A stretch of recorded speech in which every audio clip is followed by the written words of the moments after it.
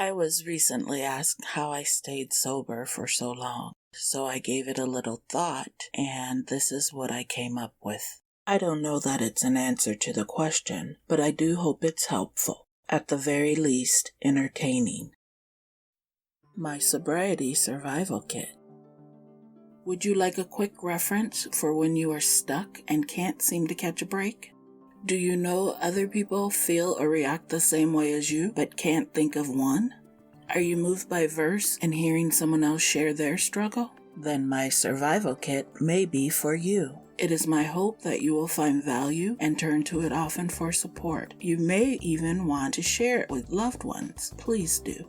I thank you in advance for sharing some of your valuable time with me. When speaking of my sobriety, clarity is first and foremost. I gained clarity as a result of not drinking. First the things I saw around me, and then my thoughts, and then my choices became ever so clear to me. There is nothing I appreciate more because without the clarity, I would still be lost to the words of others. Patience I lose very easily. I have learned to recognize when I become impatient, and then I pose a question to myself as to why I feel impatient. Usually, I get so caught up in trying to answer the question that whatever I'm being impatient about has passed. My lazy approach to coping is to just keep going and don't hurt anyone other than myself.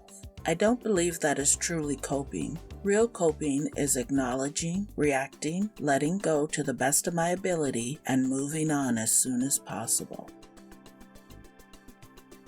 Take care of your body. It's the only place you have to live. I can do better at physical self-care, but I am somewhat diligent about my mental and spiritual health. Persistent. Continuing firmly or obstinately in a course of action in spite of difficulty or opposition. Consistent. Acting or done in the same way over time, especially so as to be fair or accurate. Sometimes I get these two confused with one another. I have learned, though, that I can rarely be consistent without being persistent. Appreciation is what I began to recognize when clarity set in. What I concluded is that I don't like everything that I experience, but I appreciate it for the lesson that it may be, and usually is. Joy, I've learned, comes from within. I also have proven to myself that it can be found much easier when I accept what is.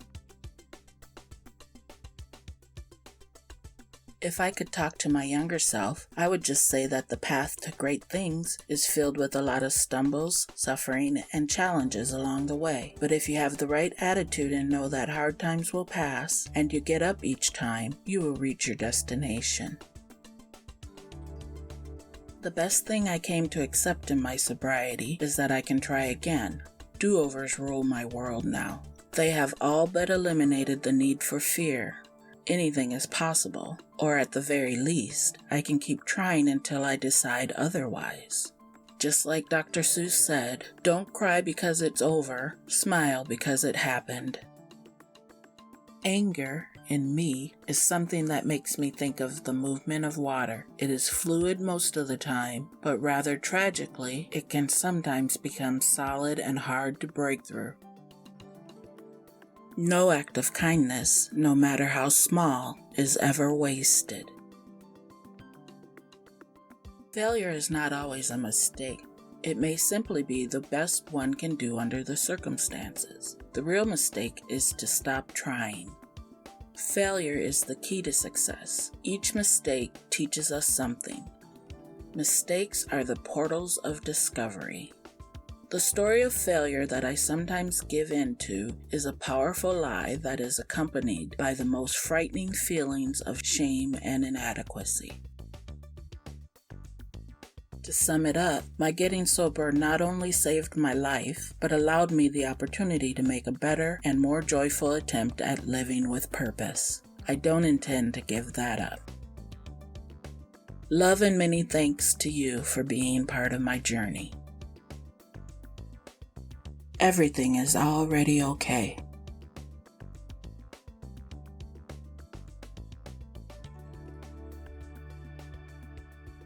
Remember to comment, like, subscribe, and set your notifications to all.